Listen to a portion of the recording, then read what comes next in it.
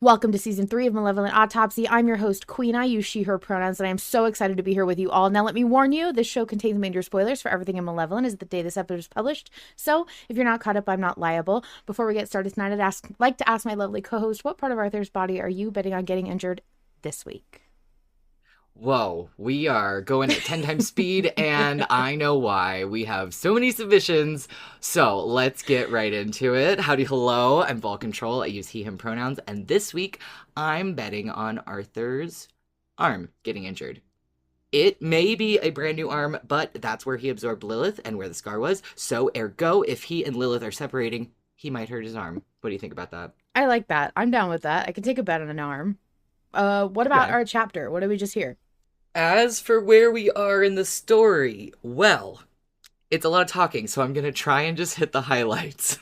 Yorick paid the ultimate sacrifice getting John out of the Dark World. The king says, sure, Lillith can have the body of Hastur. Arthur asks if the king is happy being whole again, and the king says his happiness is not a factor. Lillith clarifies that Arthur is the special one, and the king in yellow just happened to be there. Kayne can't resist Arthur, so obviously he's the bait. The plan is for Arthur to distract Kayne and slip the lighter in his pocket, and then, Lilith's gonna kill him. The king sees no reason to be there if he's not needed, and Lillith and the king both seem to agree that Arthur has a glaring weak point. Furrow. So, the question this week is, can he let go? Can he let go? I think he's supposed to, but I know for sure that we certainly can't. We sure fucking can't. So if he can, I guess he really is the true podcast protagonist of all time. We have almost 15 submissions tonight. We're going to have a lot to talk about, a lot to get through. We're going to try really hard to make this a tidy episode, if nothing else. I tried to include as much of everyone's wonderful, beautiful thoughts as possible, but there were a few little edits that were made, and also you guys get to listen to some extra long voice notes because I just squished some of them back together. No, and you guys, again, always super appreciate the submissions. It genuinely is something that we are so excited and happy about. This has been very heartwarming. It's a good problem to have. I was going to say, an embarrassment of riches. Yes. So, don't ever feel like, oh, everyone else is going to submit. No, we want to hear from as many people as we can include. It really is, part of the show that I think everybody enjoys, and we really enjoy hearing from everybody, because everybody says things that me and Queen's brains are not always big enough to have all of these big brain thoughts that a lot of people bring to the table. Agreed. So, Vol, what was your carrot? My carrot this week, first and foremost, the king cutting Lillith off from needling Arthur about killing his parents. I love seeing these little glimpses of John that keep kind of slipping out, where it's not super obviously John. I mean, we don't get a John Arthur, which I just before autopsy, Milk shared an emoji that made me think of John's Arthurs, and I miss his Arthurs. Yeah. But I thought that it was very humanizing, is that the right word, for the king to still sort of defend Arthur's sanity and emotional well-being that way. I agree, and I liked that he immediately diverted to the real point, which was yes, they have a thing that they need to talk about, and it can't. I think it was part of it was also, I know that shit just gets Arthur riled up, and we're not going to get anywhere with this conversation if you keep doing that to him. Right.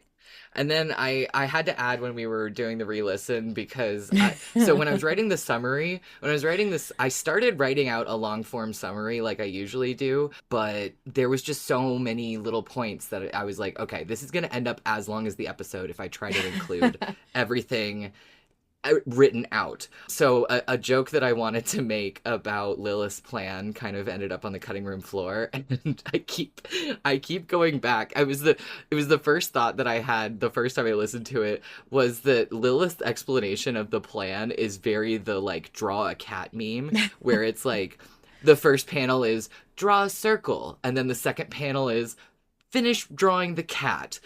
Yeah. Just Yeah. she's like, you're gonna get close to Kayne, you're gonna lure him in, you're gonna slip the lighter on him, and then I'm gonna kill him. And it's like, I feel like there's a few more steps. I don't know Right. that you think, like, you really think that it's just kill Kayne, Yep. profit. Yes, exactly. Exactly. Yeah. Yes. And I think that is very interesting. I think that's a very interesting plan. I'm excited to see how that plays out, really. Yeah. Yeah. Then again, I guess when Kayne killed Lillith, it was just like just killed her. So Yeah, I that's don't know. true. Turnabout's fair play, right? Yeah. So what was your stick? So my stick this week is yet another one of those what does it mean sticks. And I saw at least one person during our pre-autopsy re-listen of the chapter who also almost didn't catch this moment. And I wrote in my notes, blink and you might have missed it. But Lilith starts to say, why is he... Ugh. And then trails off when the king moves away Yeah. from Arthur. And I was like, what? What finish that sentence. Why is he what? Yeah. Why is he what? And I think possibly this kind of lends some credence to the king is not acting the way that Lilith expected him to. Yeah. He's maybe not following the script. He's in not some following way. the script. I don't know. You know, don't similar know. to Kayne and Benevolent, which, yes, is non-canon. Kayne doesn't like it when people go off script. Kayne gave you 2 whole hours to memorize your lines. Right. Yeah, and so Oakley earlier in the chat said that Lilith specifically said that the king was walking, and maybe that she was saying, why is he walking? Because the king in yellow floats. That's an interesting idea. Luna also mentions that we still can't see the king's face, which I think is also sus. I mean, we're not told that we can see the king's face, but again, Lilith's in control of what Arthur thinks is going on. It's very evident to me that at any point in time, all of that could have changed. Maybe the king isn't walking. Maybe the king's face is visible and Lilith's just straight up lying. We just literally don't know. And Autumn also mentions in the chat that that was also in the moment where the king referred to John as I, which I also noticed. And that was the only time during this chapter that he said that. I mean, do we hear, and please tell me if you think so, do we hear the king's footsteps in the show? No, I don't think so. Okay. Because I have noticed that audio cues are shockingly important to hear about in the show. I mean, Crystallizer of Dreams, Gun of Lang, all of that shit. Yeah. Yes. I don't know. Interesting. They all have audio cues. Yeah. Yeah. What was your carrot this week? Clearly, it's a family trait. Oh, I love her. I love her. I love Lilith's that dialogue continues to be good. I love that she owned up to it without shame. Yes. I love that it really injects some of the very, I think, signature humor of her back talk, her bullshit into the scene.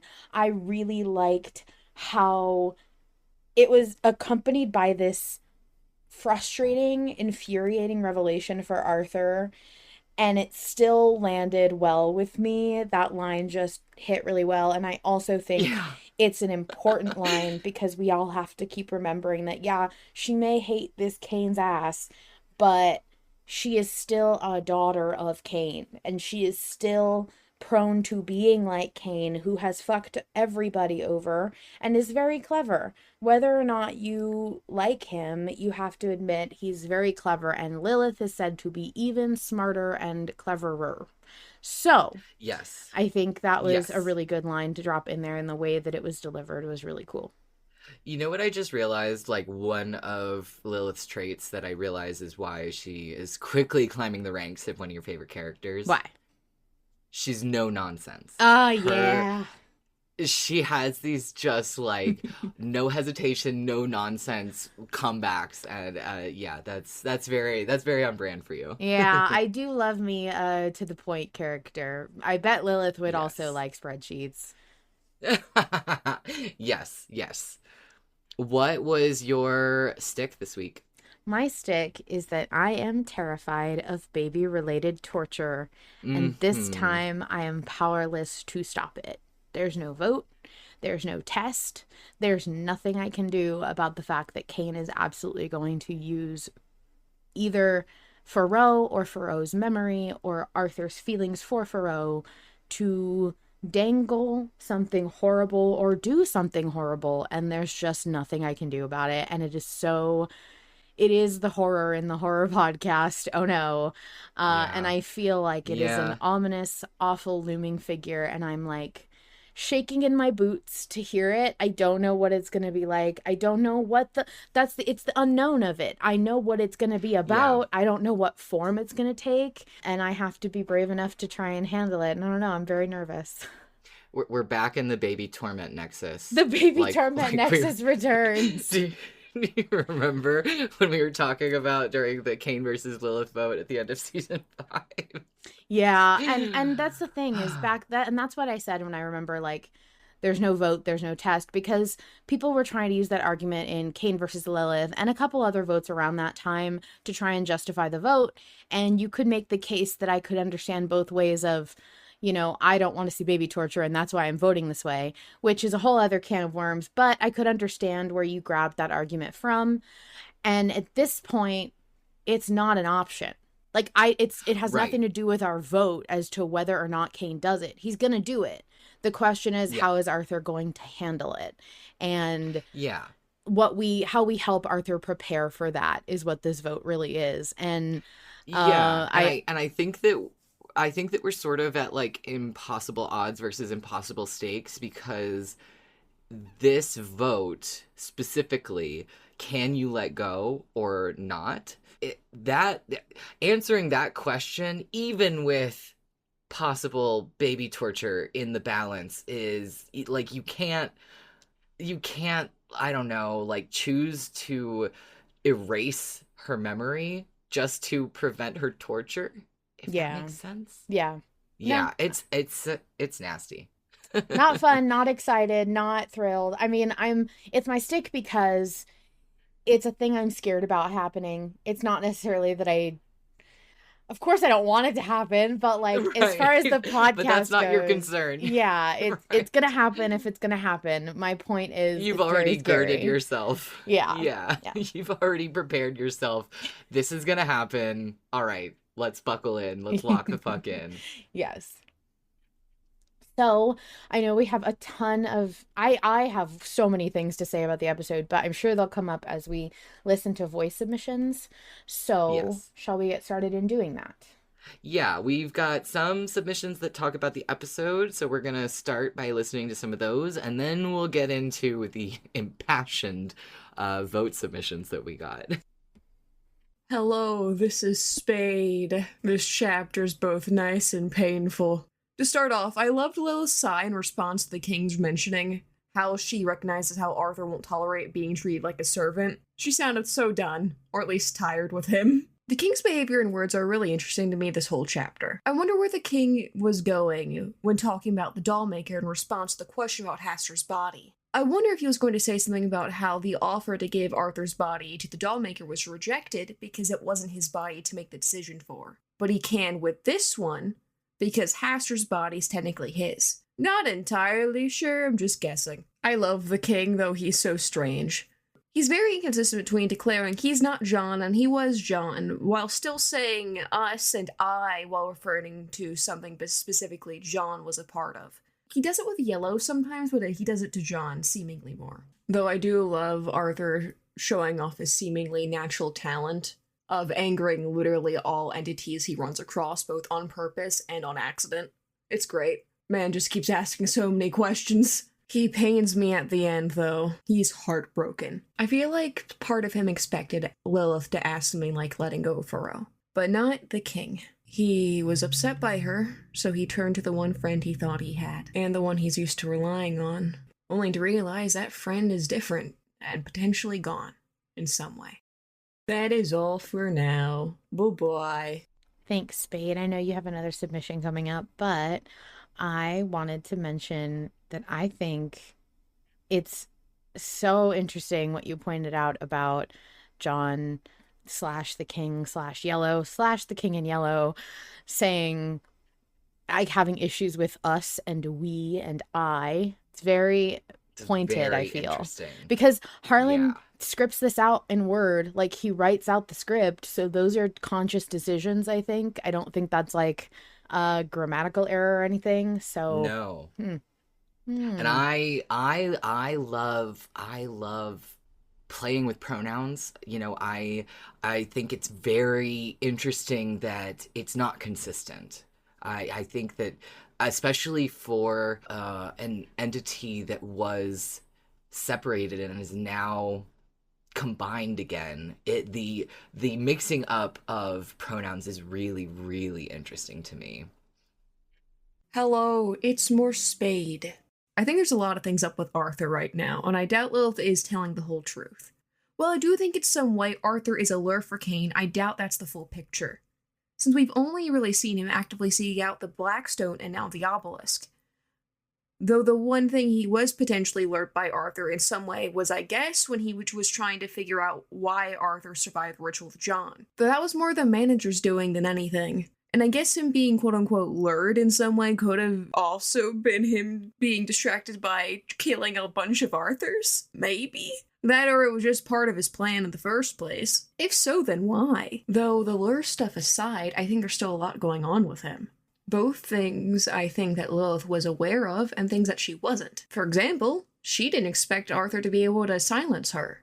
And apparently he's been able to silence people the whole time, which is weird and interesting. So I feel like there's a lot of stuff going on, and I feel like Lilith knows some of it and isn't willing to share the whole picture, and stuff she genuinely has no idea about, that being one of them. Also, him being Lilith's favorite, I still feel like is unanswered for the time being. Arthur assumes he's her favorite now because he's her lure, but I feel like it's not really it, or at least not all of it. The question then becomes why once again. Why was he chosen to be her lure for Kayne? I feel like maybe he was already her favorite, then he became her lure. And I think that's all. Bye-bye. Thank you again, Spade. I think you have some wonderful thoughts.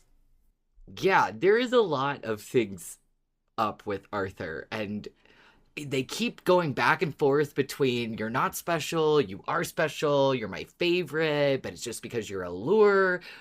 I agree that I don't feel like the reason why Arthur is Lilith's favorite has been answered yet. And I think it's really funny that she jokes about, like, what, did you think you were like an archangel or something? And it's like, where did that come from? No, literally no one was thinking that. Why are you saying that? It's very will they, won't they. You know, he's her favorite 1 minute, and then he's just a lure the next minute. Come on, Lilith. Yeah, I want to know what's going on with Arthur. I want to know. Hello, autopsiers. Gogoat here, any pronouns. Before I start, there might be a little bleed over from previous week's chapter. Sorry about that, I'm getting them a bit muddled. Lilith keeps dropping misleading hints as to why Arthur is special, and it's making me want to know even more. We've gotten so many little details as to what it could be. It must be huge if Harlan keeps teasing at it like this, especially since we're getting so close to the finale.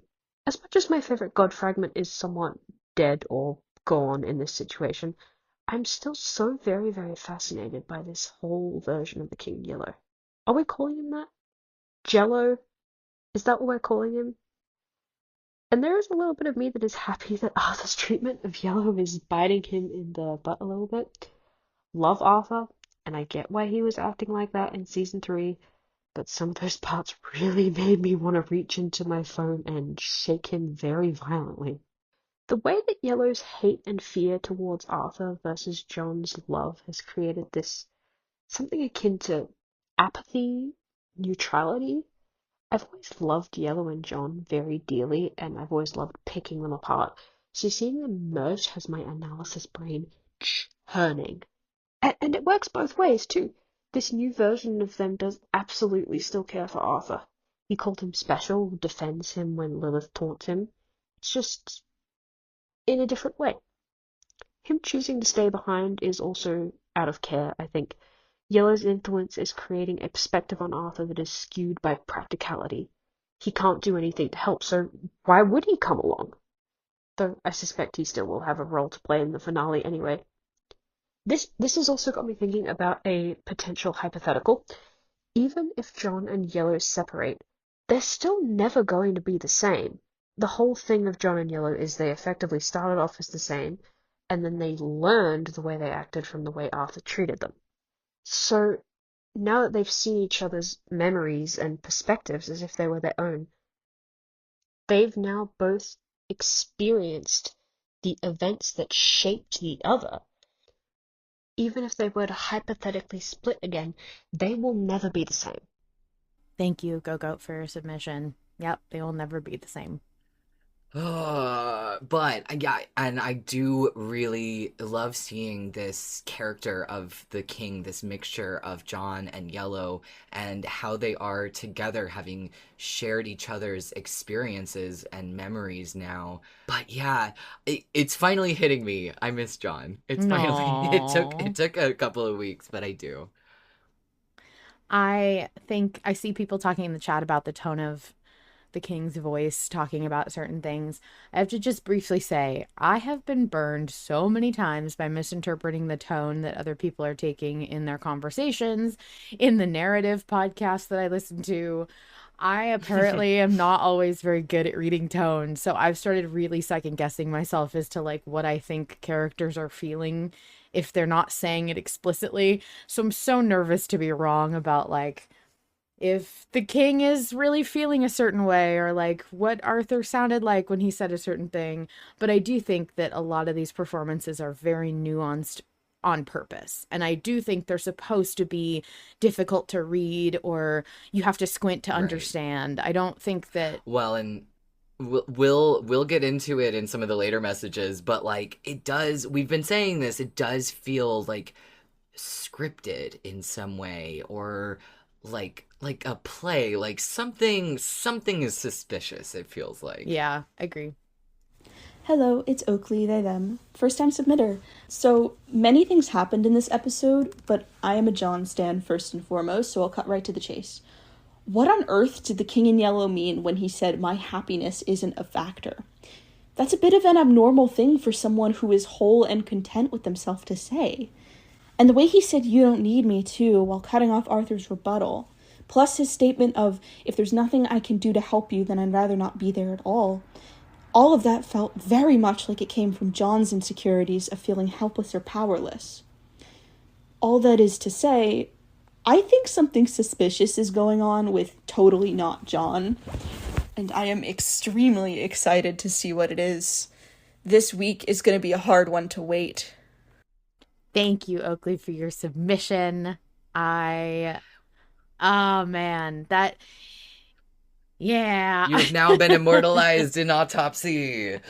Oh, man. But yeah, speaking of John, oh my God, that line, I think all of us collectively lost our mind when the way he chose to approach "Are you happy now?" is "My happiness isn't a factor." Dude, that... Bro, what? I have to say, like, from my perspective, I've said shit like that out loud. Like, I have said that to my friends, been like, my happiness is not an issue here. What's important is what needs to get done. It's not about how I feel. And every time I've said something like that, it's because I don't feel great. It's because I feel like I am in a place where my opinion may not matter, or I think that the objective is far more important than whatever I could possibly feel. And right, usually, but it's also not what you want to do. No, or you don't want to do it in that way. God, no. Usually it's the thing I want that would make me happy, that I like, the thing I want to do is being forced into second place below whatever needs to get done or whatever I think is more important. And I think it's so fascinating to see that from a voice that we are familiar with and who we've grown to see as kind of like, he can be petulant, he can be petty, he can be mean, he can be selfish. Yeah. And for him to be like, actually, I've grown up and matured now, and my happiness isn't a factor. Like, that doesn't sit well with anybody. I think nobody likes that. And I also know that the kind of language, you know, when he says, you don't need me, if there's nothing I can do to help you, better I'm not there at all.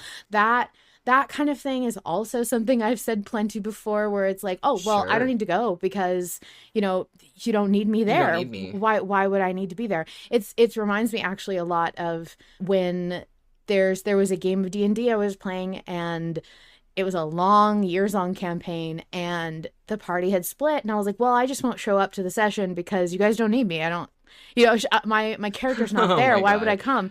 And they all had to kind of be like, no, we want you there because, like, you matter to the party and it's more fun with you. And I'm like, but I can't be of use, and I'm just going to get in the way and, like, contribute to the chatter, and I don't want to be a problem. So all this to say, I get where the King in Yellow / John, whatever, is coming from. But I've used that language, and every time I've used it, it's come from a place of protecting myself from being hurt.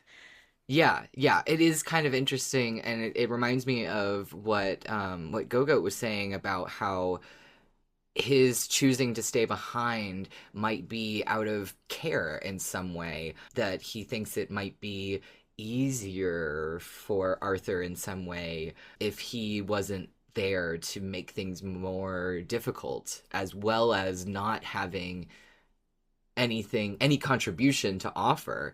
But it's so bizarre. It's so strange. Yeah. It's very weird. Yeah, because I don't feel like it's a lack of care. Like, I definitely don't think it's the other way around, where I don't think that the king doesn't give a shit, and he's like, well, if there's nothing for me to do, then never mind. I'm not going to waste my time. It very much feels like him.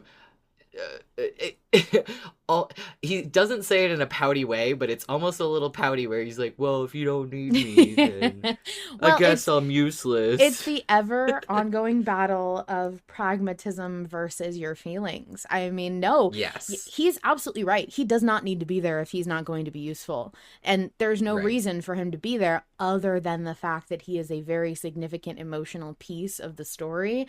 Everyone wants him there. He's Arthur's emotional support entity. But if you're thinking like a strategist, if you're thinking like a tactician, more people there may not be the move. There could be a lot of really good reasons to say he doesn't need to be there. I think, however, that this is just a commentary on where his head is at and how he is struggling to be what he thinks he should be right now, which is a king. Right. Yeah, I think he is struggling to find his place now that Arthur is in front of him, because, you know, he must be warring with the emotions I mean, he says as much, pretty much, that the emotions that Arthur's presence bring up in both John and in Yellow, and to be able to try and sort of sort through that and still keep your composure, like, man, bro's got it rough right now. Yep. Yeah, it's pretty crazy right now, especially probably to be in that brain and trying to make sense of everything on top of Arthur suddenly showing up. So, to be a voice in John and in the King in Yellow's head. Shall we discuss the vote? Let's do. So, this week's vote was Don't Let Go of Faroe versus Let Go of Faroe. Don't Let Go of Faroe is at 86%. Let Go of Faroe is at 14%. 508 votes total on a Sunday night, October the 26th. It looks pretty decided, and it kind of has been for several days now. I was sadly not able to keep as close a watch on the polls, so I don't know how it looked at the beginning, but it has been like this for a while. Yeah, I think it was pretty much like this from the start. And when it had such a strong lead really early on, I wondered how much that was going to change, or if that was going to change. I think that it was very decided very early on, and it has not shifted much since then. Yeah. This vote has a lot of emotion behind it. I think that, as always, I'm just going to keep saying it because it's good to say. Both options are valid. All opinions are valid. There is no such thing as an option that Arthur, quote unquote, wouldn't pick. There is only two different ways we're really asking this story to go. And I didn't really see much argument for the idea that Arthur wouldn't do that. Yeah. It felt very much, all the arguments that I have seen and heard have been very much about actively choosing to not let go of Thoreau as like an action, not that, well, it wouldn't make sense for Arthur's character to do that. And I think that it's really interesting how that hasn't really been a factor in the debate for this vote. yeah, and before we go into what I want to say about why I'm voting don't let go of Thoreau, I would just like to say that before Autopsy started, while we were listening to the chapter, I had a brain blast, which I'm sure is not new for many people, but I take a long time to think about things and come up with things. So I remember the fact that Lilith was quote unquote embedded in Arthur or whatever in the waylay when the manager was talking to him and did the whole let go lighter thing and gave him a whole spiel that we've been clinging desperately to for the entire season as our mantras. And it occurred to me that Lilith heard that, which means she is in a prime position to manipulate all aspects of what the manager said to suit her own goals, which means if she wants Arthur to do something and she can find a way to make it sound like the manager would also want her to do something or would want him to do something, or if she can even just use the words that the manager gave Arthur as kind of a subconscious signal of, look, this is the moment that he was talking about. This is the moment. And like, I'm presenting this to you and you know what you're supposed to do because the manager said so and you trusted the manager enough to like, because he helped you and everything. It's very much giving like, she overheard this thing. Arthur doesn't have the ability to consult with this guy. And now the moment's here and he's being pressured to do something he doesn't want to do. And if she just gives this little push of, it's supposed to be this way, you're supposed to do this, there is a right answer, and it's the one I want you to give. Oh my God, I just had a brain blast. Okay. Oh, your brain blast gave me a brain blast. Oh my God. Okay, in part 20, isn't it Kayne who tells Arthur to remember what Daniel told him? Yeah. And it's a family trait. He thinks that it's that moment when they have to choose to mercy kill Lily. Life is lost. But it wasn't that moment. It was a moment later that he doesn't have to let the king win. Yeah, it's right here. It's Lily whining and Arthur says, the dagger? And John goes, what? And Arthur says, life is lost. And John says, fuck you. And then Arthur says, no, John, Daniel, that's what Daniel said to me. And then stuff happens and Arthur, it goes on and says, this dagger, when he gave it to us, he said that Daniel told me, he said he told me when to use it. And then John actually says, no, Arthur, this is not what he meant. So there is already a case of this exact thing happening where we're using loaded, vague words to further and push certain actions without context, without knowing if this is the right moment. And I feel like, especially in part 20, it would be great to parallel that here at the end of the series. Yeah. Oh, that's interesting. I feel like high-fiving you. I wish we could high five. Yes. Here. We did it. Did you hear that? Or did my okay, thank you. We did it. We figured it out. So as far as the vote goes, what were you voting? I am voting don't let go. And I have not thought very hard about it this week. I was out of town visiting a certain someone and then spent a couple of days on the road driving back. And so my brain has been very empty, but my first instinct was not to let go of Faro's memory, of his grief or whatever. I don't know. I was just like, no, Arthur's not going to do that. And that's pretty much all of my reasoning, all of my thoughts. Well, so you thank were God that all of you submitted some really interesting, more thought out thoughts. Well, we'll be going way over time, but I think that you did get to see me experience the chapter in person, and Yes. you did. I do remember there was lots of there was lots of standing out of your chair. I did have to stand up. Yeah. I do remember you looking over at me after the chapter was over and going, okay, what's your first thought? What's your first vote? Like, what are you going to vote? I was like, well, no. Well, fuck no. Like, really firmly. And then within a few hours, I was like, I don't know. Maybe we're not supposed to.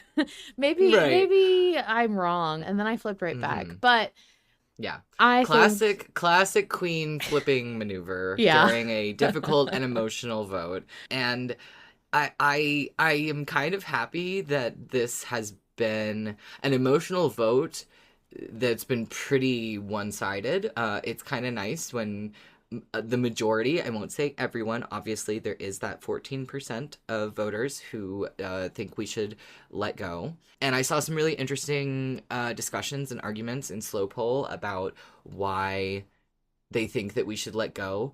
But this kind of, I mean, I know that maybe, obviously there's weight to both options and both options are very feasible, but this felt like one of those emotional votes that kind of felt like a slam dunk, and I watch me eat my fucking words, but that's how it felt. Well, I will just run down quickly why I voted the way I did. Narratively, the podcast has never roared at Arthur or us for choosing to run away or avoid the skeletons in closets. It just doesn't work. Vote-wise, to let go of Faro's memory was asked of Arthur in season 1 to a strong denial, and that was not up for a vote back then. I know we'll hear about that in some submissions too. As a human, you don't just choose what to forget. It sounds like they're asking him to forget because they need him to consent to letting go of the memory and they can't take it from him. That's power only Arthur has, and it may be pivotal in the future yet again. I also think that it's important to remember every single player in this game has lied. John, Yellow, the King in Yellow, Lillith, Kayne, and the manager have all lied and manipulated situations before to their own gain. We can trust no one. Arthur is alone and the devils are whispering. This is a capital M moment for him. I also have down that not only that, but everyone I've seen so far is in agreement that there is something uniquely suspicious about this whole part so far, whether it's suspicious. The way the king is acting or what Lilith's motivations are or how the two of them are explaining that Kayne will be defeated and a lot more suspicious stuff, but I'm sure people will get into that. The last kind of thing I want to say is, of all the people that Arthur has encountered in this podcast and all of the friends he has lost, he is truly like alone right now. There is no Lorik, there is no John, there is no Noel, there is no any of his friends. All of his friends are gone. He can't reach them, right?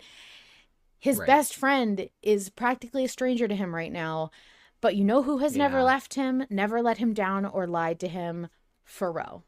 Why would he let go of the one thing, the one person who has never betrayed one him? guiding light this whole time? Even when he has been so tortured with his own grief and guilt, her memory has still served as his North Star, as his grounding memory. And so even if it's a liability, it feels like it would be kind of crazy for him to decide yes, for the greater good, I have to do this. Fish said something funny, and he said, we chose not to let go of Faro in the Not Letting Go of Faro podcast. And I really like that.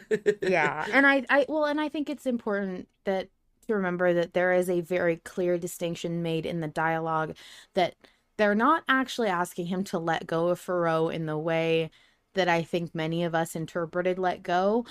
They're asking him to forget Faro, and they're turning that into the word let go.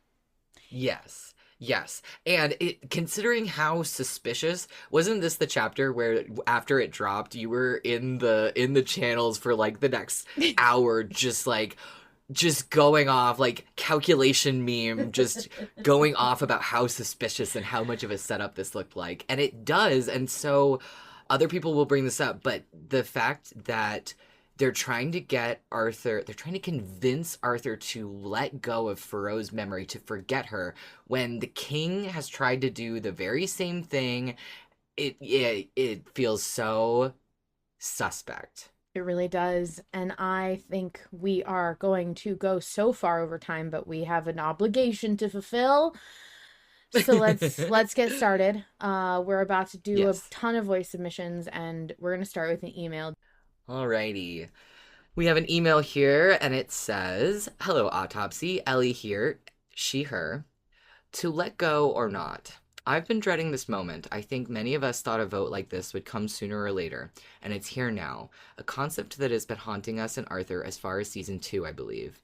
Personally, I thought this vote would come up during a much more dramatic moment. John by our side, something like Arthur's last stand against the... Well, this kind of is Arthur's last stand, isn't it?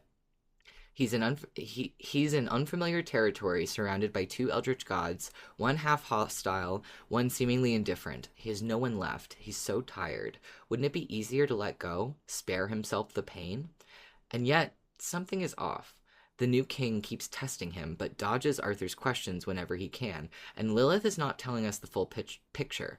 I'm sure of that. Weird dialogue, weird pauses, weird movements. Larson, for God's sake. It all doesn't sit right with me. I may be paranoid, but this is as good a time as any. Lillith keeps making demands. First our finger, then Hastur's body, now to let go. But what is Arthur without hope? Can a parent truly let go of their dead child?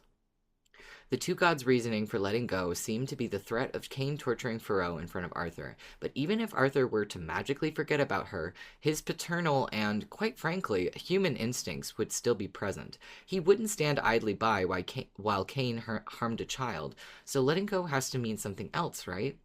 During my time writing this, I'm not sure what.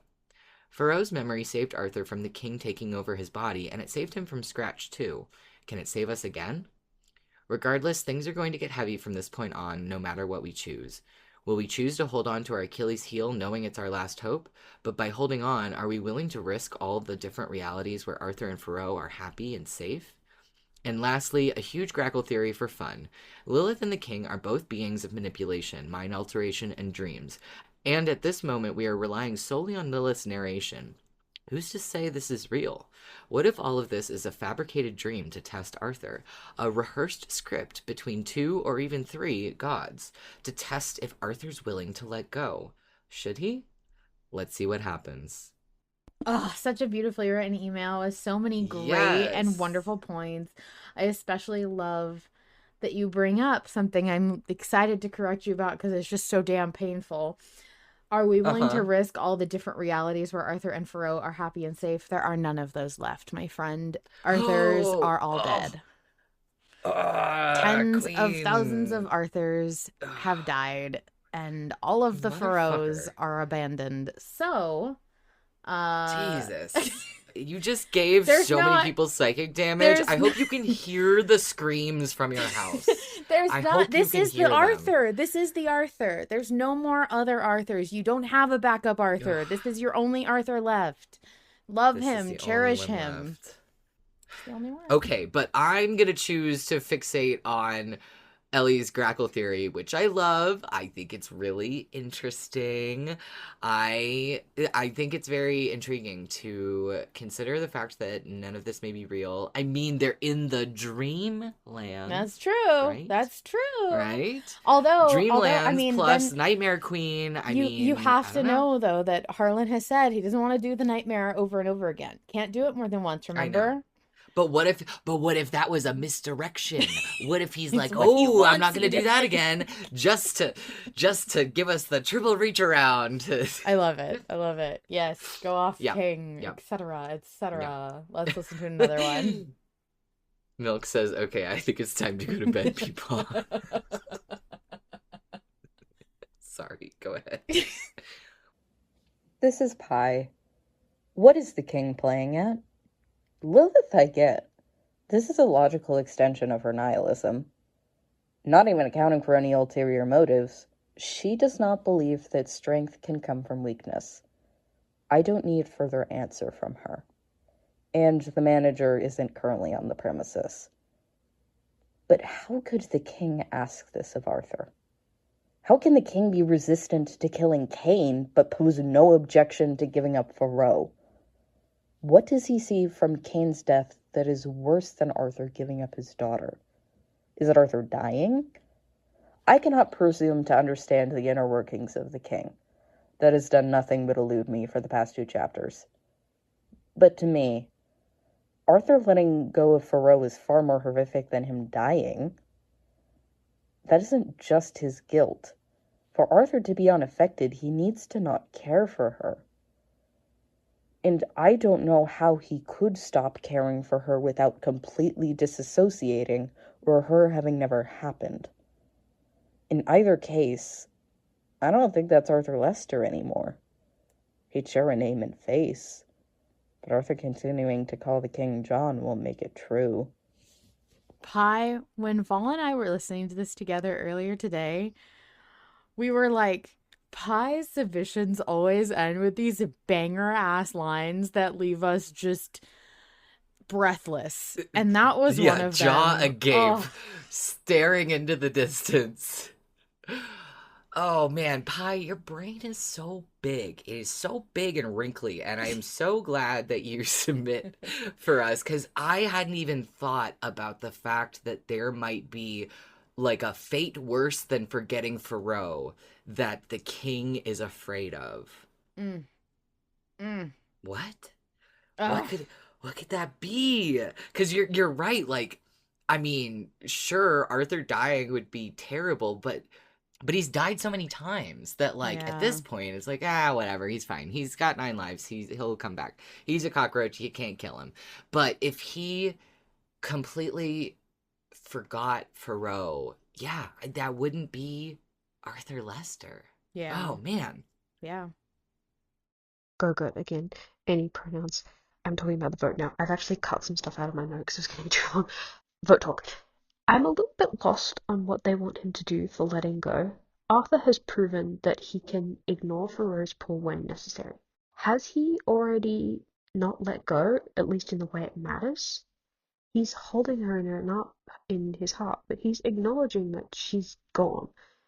And he hasn't necessarily forgiven himself, but he's on that path. I think Arthur has already let go in the way I think he needs to. It's not weakness to acknowledge your mistakes or to grieve the death of a family member, especially your daughter, or to feel pain for losing someone that's so important to you. Rather, I think that takes a crazy amount of strength. Lillith is implying that Kayne will use Faroe as a way to torture Arthur, but has he not proven that he can handle this? Many, many times Arthur has fallen to manipulation or torture when his daughter is brought up, but every single time he's brought himself back. And sure, usually that's been from assistance from other characters, but I reckon he can handle it. I reckon he can do it. He's not going down swinging. I feel certain that letting go is not the right move. Okay, I think that's all I have to say. Bye-bye, Autopsies. Thank you, Gogoat. Beautiful third submission and very worth it. I agree with you. Oh, this is such a goated take. Thank you, Gogoat. I think that is something that is so important to remember. I mean, maybe that's not going to be the intention, but I think you are so right that it's not a weakness to still hold that grief in your heart, but actually a strength, an immense strength to be able to keep going, even after how many times Arthur has had to sort of like relive that guilt and had it thrown in his face by asshole gods. Like, damn. Yeah, I agree. I think that Arthur has already let go in any way that is significant at this point. I have to say, after I finished listening to voice subs this morning, I wanted to bring up a quote that has very deeply lived in me since I heard it from a TV show that I don't think was extremely popular, but maybe I'm wrong. I don't know what's hot with the kids anymore. It is What is Grief But Love Persevering? And Ugh. to me, that is so essence of Malevolent. That is like, Yeah. that is a perfect example of, I think, why it would be such a mistake to let go of Faro. Yeah. Yeah. Yeah, I love that quote. You bought me a pin with that Yeah. quote on it, didn't you? Yeah. Yeah. It's on my battle jacket. Oh, My battle yay. jacket for love. I have the same. I got us. I'm a dork, and I got us matching one, so I also have mine on, Yeah. on a jacket. I love that quote, and I think it applies so strongly to Malevolent, and I think that clearly it's a quote that spoke to you, and I think that it's one of the through lines, one of the themes in Malevolent that drew us both in and made us love it so much, is this recurring visitation with what grief means and how it is an expression of love as much as it is maybe an expression of guilt or regret, but above all, it comes from a place of love. Agreed. What the fuck? Hiya, hey, Autumn here, and I have so many words. Firstly, the king. He continues to refer to John in yellow in the third person, going out of his way to make it even more abundantly clear that our John, yellow even, are dead. Capital D, dead. Both John and Yellow have died in the only way immortal beings can, by experiencing ego death. Their lives only serve to inform a new being in its decisions, and I think that's an entirely new height of horror that I can appreciate even if it feels truly awful in every way.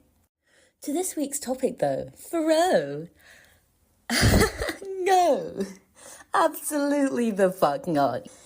The only thing that may have swayed me would be John agreeing, but I for one don't think he would have, since he's seen firsthand how important Fro is to Arthur, from when he killed Uncle to his decision not to rest in 54. But we would never know, because the king isn't John. In this moment, Arthur is entirely alone, surrounded by eldritch beings who do not understand the hope she brings him. The only one of the three who may understand is the manager. The manager, who's lost his own daughter. But should we really heed the advice of a creature who can't follow it themselves? Because the manager hasn't let go. Oh no, he's got a new Lilith. A broken Lilith maybe, but a Lilith nonetheless. Is it not hypocritical to tell one man to let go of his daughter while you've been planning your nemesis's downfall with another version of your own?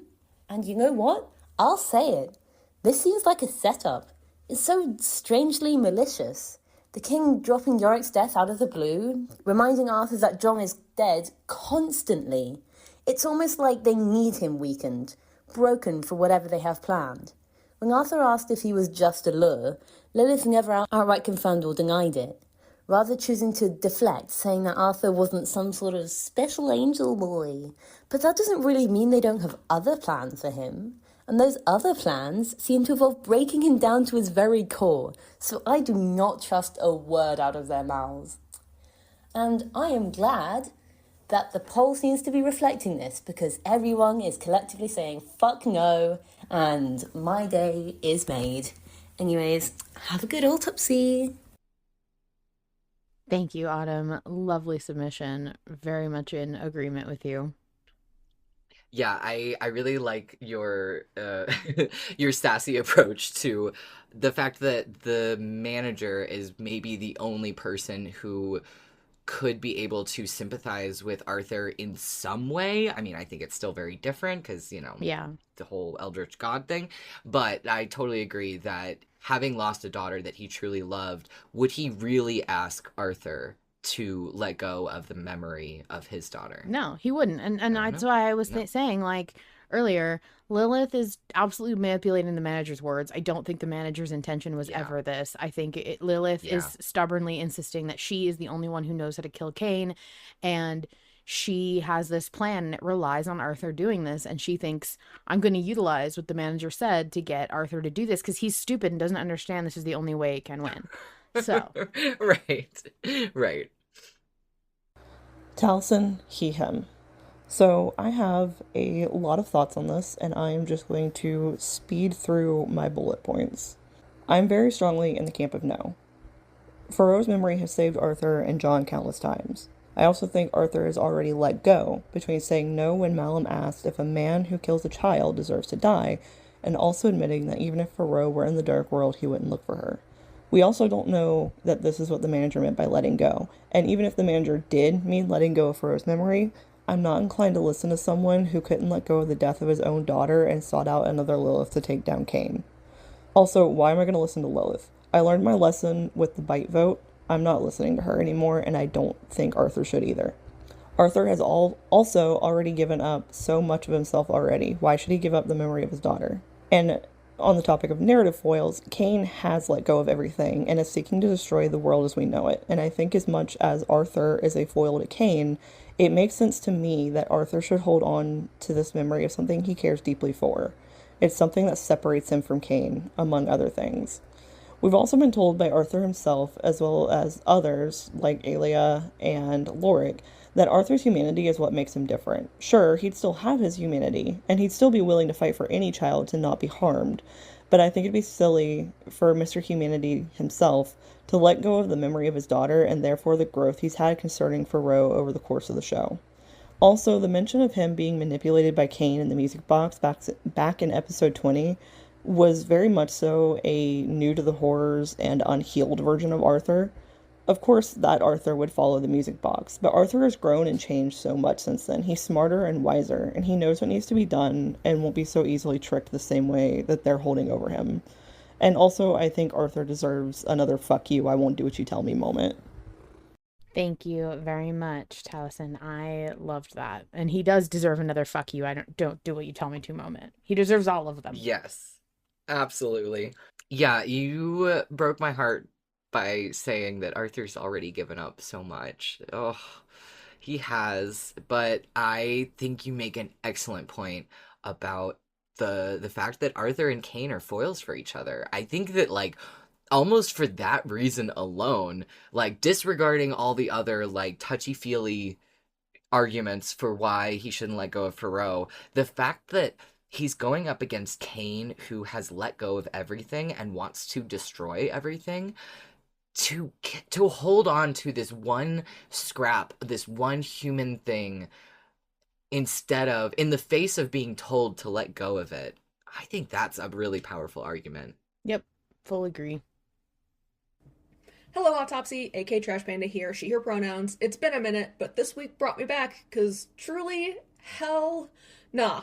Fuck, absolutely fucking not. First of all, there is absolutely something up with our boy John in Yellow. He'll stay here? Arthur gave his fucking life to get John back into the world to help save all of existence, and he'll just stay here? Nah, fam, something's up. I keep thinking about what John said when they got to the Dark World. About how, for some, this place brings out a frantic, like, manic rage, but others sink into, like, a lifeless, hollow depression. And that's what this feels like. He feels hollow. Like, he's whole, but he is a husk of himself. And when Lillith said she was gonna kill Kayne, what the fuck did he mean by, are you sure that's the best idea, considering that... Considering what, my guy? Is this just doubt about her ability after her last attempt, or does he know something? Fucking, the most consistent thing in this podcast is people cutting John off when he's about to say something important, and I'm gonna lose my mind. Let my boy speak. But, like, also, the sketchiest fuck way they're both talking to him, they're being so nice, and they're so sorry, and they're sad about this too, but it's the only way. Nah. No.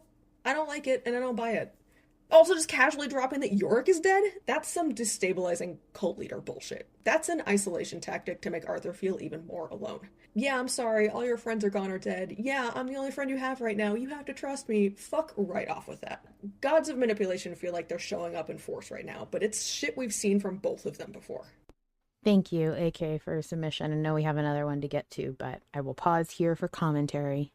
Yeah, I love he brought up that this is some, like, cult programming shit, and, like, that it's specifically an isolation tactic, because, yeah, I think that we cannot forget that Lillith is a manipulator, and I do think that there is a lot of manipulation going on. Every time she asks for something nicely, it's like my skin crawls. I love it, but also I'm like, fuck you. I'm not doing what you asked me to do. Yeah, and I also thought it was so first of all, AK the nah fam thing just keeps distracting me. It was such a good message, but like It took us both out. stay here? Nah fam. It's very good.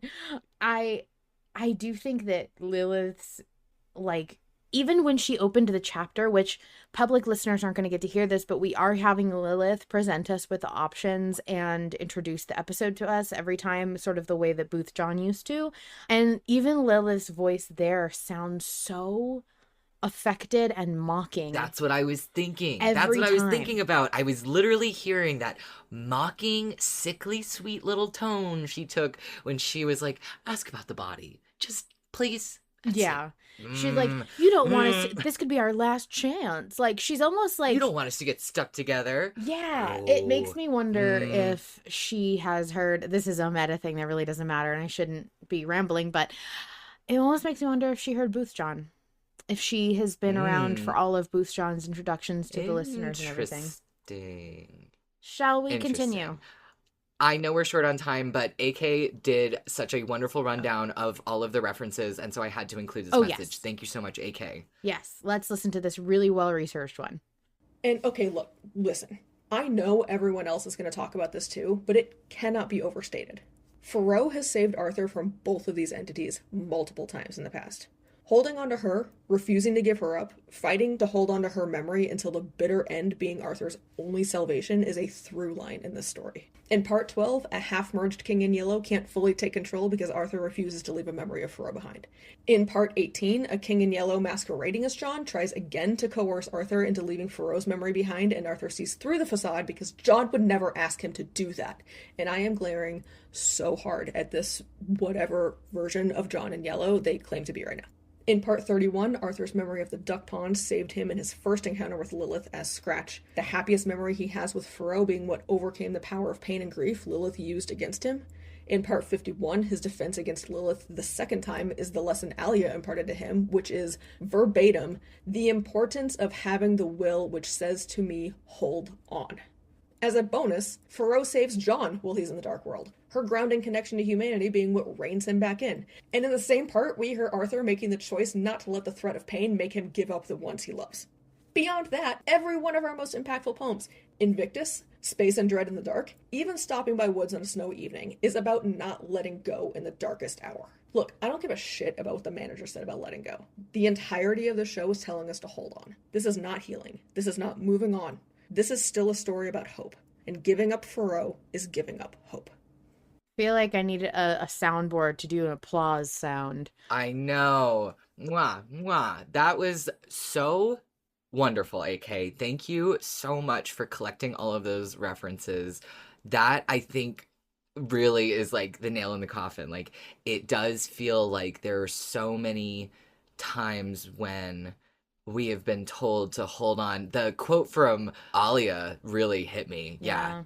Yeah. Very great message. And I also think you could make the argument that the idea of Arthur's love saving everybody, it necessarily, it requires that he be able to love. And I don't think he can do that if he's missing Faroe.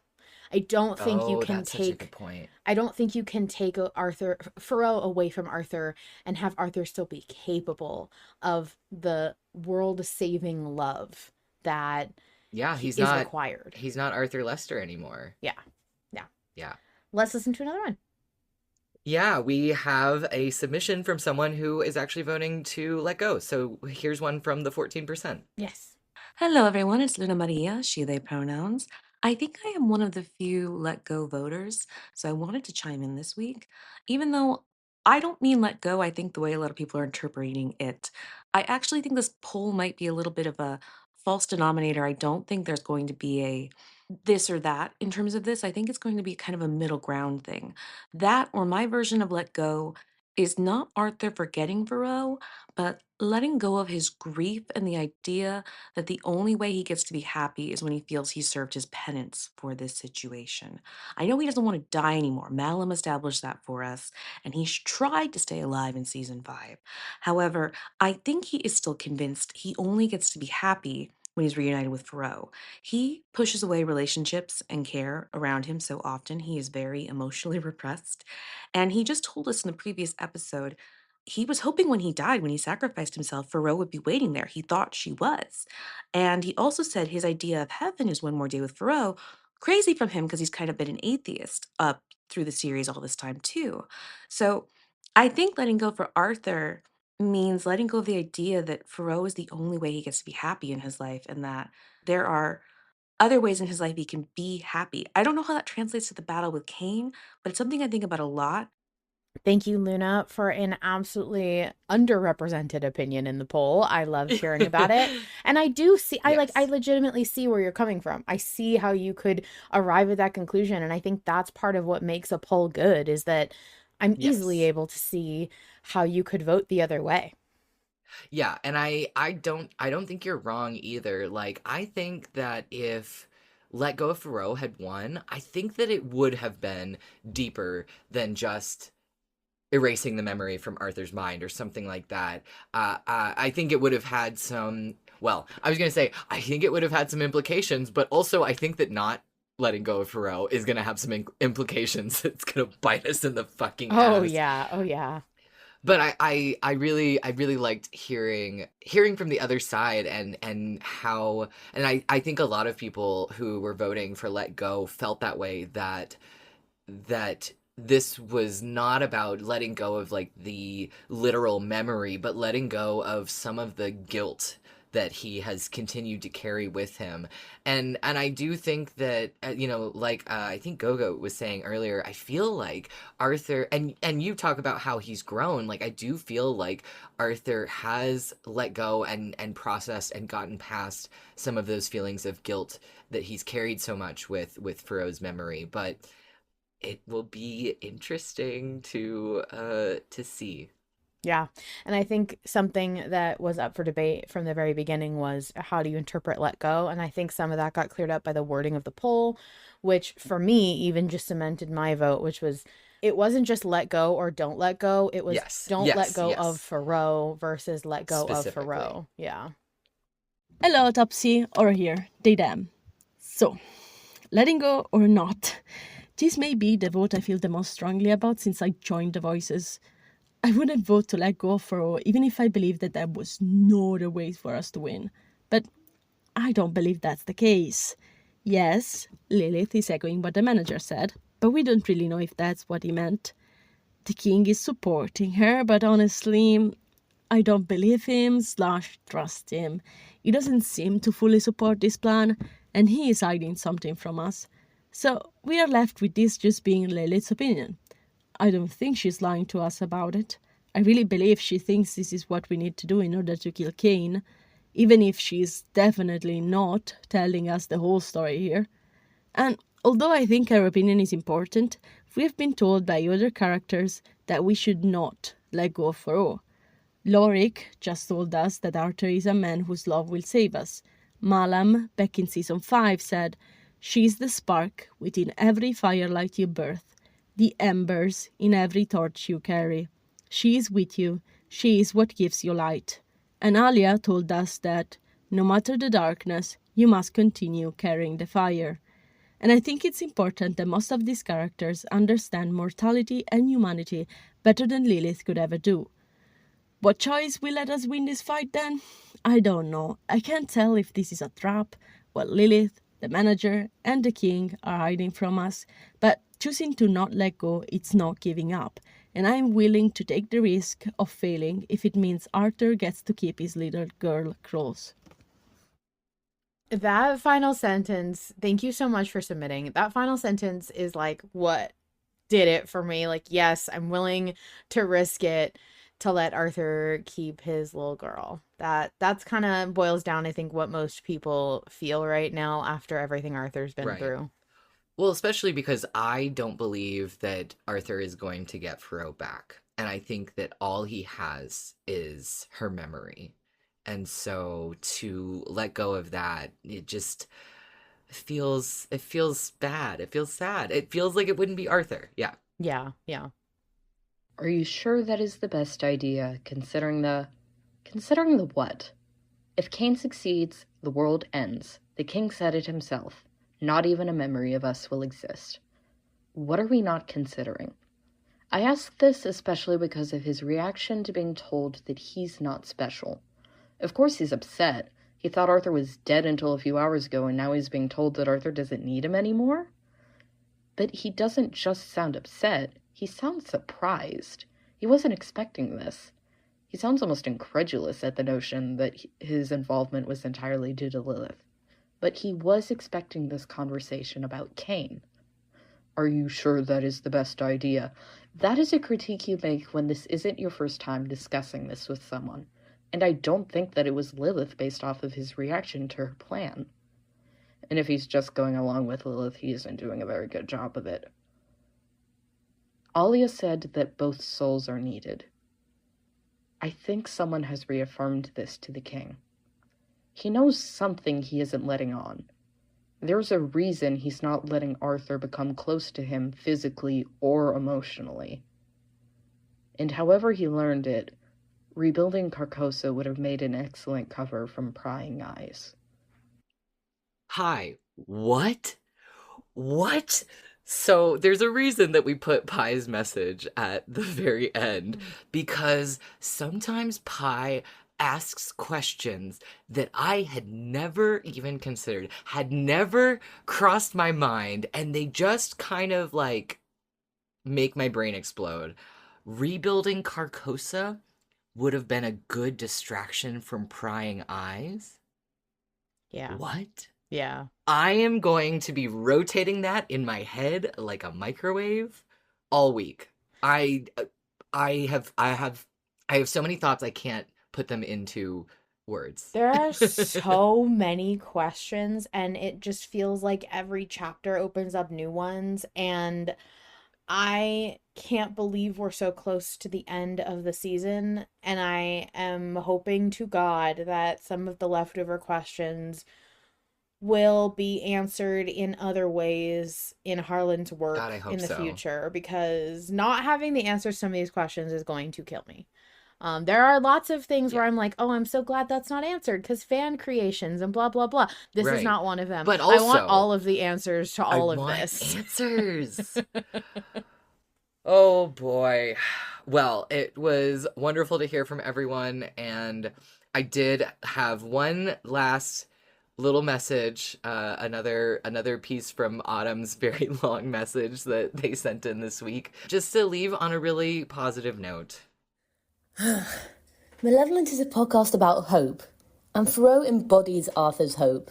Letting her go would be analogous to giving up hope, and is that not exactly what the king was trying to get us to do in part 12? Hope has and will continue to save us. Do we not remember what Malin once told us? That children are hope, what Elias said to us even, not to give up hope. I'd be much more inclined to trust the words of those who have lived the human experience over the words of gods. Thoreau was Arthur's light when he hit bedrock. The pain her existence causes him may be his Achilles heel, but it's also his biggest strength.